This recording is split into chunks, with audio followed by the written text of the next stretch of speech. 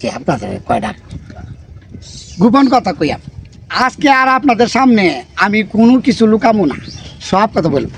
আমার জামাইটা এবার বিদেশ থেকে আইসে, বুঝছেন, বিশ্বাস করবেন একটা টাকা ওর সাথে লিয়ে আসে নাই, সব টিয়া নাকি আরেক বেডিরে দিয়ে দিছে।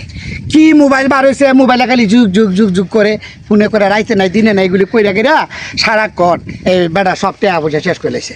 এখন আইসে, বুঝছেন, ডঙ্গে চেহারাটা দিতে। আপনারা কয়েন আমি এরকম জামাই দিয়ে কী করুম?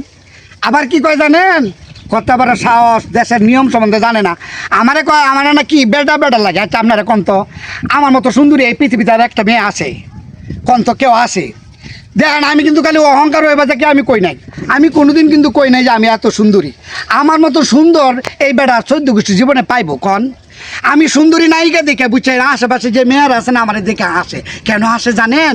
ওদের মনে কথা তো বলতে পারি না। আপনারা তো জানেন এই মেয়েদের বুক পাটে কিন্তু মুখ পাটে না, কিন্তু আমি তো জানি ওদের মনের কথাটা।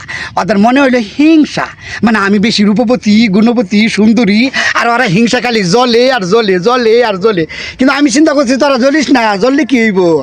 আল্লাহ আমার সুন্দরী বানাইছে, আল্লাহ আমার রূপসী বানাইছে, এইটা তার আর জ্বললে কোনো লাভ নাই।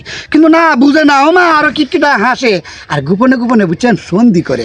সন্ধি করাতে কোনো লাভ হইতো না, কারণ আমি এই দেশে একমাত্র সুন্দরী। আর সুন্দরী বলি তোরা হিংসা করো, সেটা আমি বুঝি। বুঝলেও আমি কিন্তু হিংসা করি না, কারণ আল্লাহ বলছে হিংসা করা ভালো না। কি ঠিক কইছি না? তবে আপনারা কিন্তু কই দিচ্ছি, আমার মতন, বুঝছেন, বেটানটা বিশ্বাস করে বিদেশ পাঠাবেন না, দরকার হলে বেটানটা পাঠাইবেন। বুঝছেন, আমরা যারা আসি, আমরা মেয়েরা যামু, মেয়েরা যায় সব কামামু, সব আইনা দিব। এখনকার দেখছেন না, এই দেশে থেকে কিন্তু পুরুষের থেকে মহিলাই বেশি বিদেশে। কি করে? খালি টাকা আনে, ওদের টাকা সমস্যা হয় না, কারণ মেয়েরা কিন্তু টাকা যায় খালি কামায় আর খালি এখানে দেয়। আর এই যে আমার বাদামে বেটাটা এত কষ্ট করে বিদেশে পাঠাইলাম, কত শখ করে আশা করে, ওমা কি কাইল্লা বেডির লাগে প্রেম করে বলছে। দেখেন, চিন্তা করেন, আমার মতন যদি সুন্দরী হইতো মন্ডারে বুঝাই দিতাম, আমার মতো যদি রূপসী হইতো মন্ডারে বুঝাই দিতাম। ওমা কাইল্লা এক বেডি, আল্লাহ আল্লাহ আল্লাহ আল্লাহ, চোখ দেখান জানা। যাক যাক, রাস্তা যাইতে যাই হোক, কিন্তু রূপসী দেখে আমি কোনো সময় কারোর সাথে হিংসা করি না, আমি সবার সাথে মিশি। আমি একমাত্র শিপুনি, বাংলাদেশে এমন সুন্দরী মেয়ে কিন্তু আর নাই। আপনারাও জানেন, আমিও জানি, কিন্তু আমি কি কোনো দিন কইছি আমি যে এত সুন্দরী? কোনো দিন আপনারা কই আমি এত সুন্দর, আমি এত রূপবতী? আমি কোনো দিন রূপের বড়াই করি না, কারণ রূপের বড়াই করা ভালো না।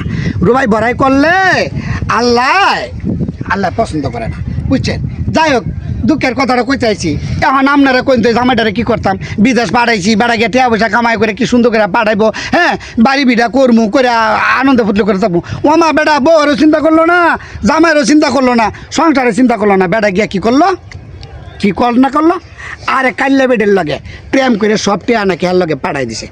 এইবার বেডারে আমি যে কি করুম, বুঝছেন, আমি এই যে চুল দিতে বান্ধা তুকু এই উন্নাটা যে বান দিয়া হরে হ্যাঁ দেহামু, তোর জামাই ঘর তো করবো না, তো 14 গোষ্ঠীর রং আমি বুঝামু।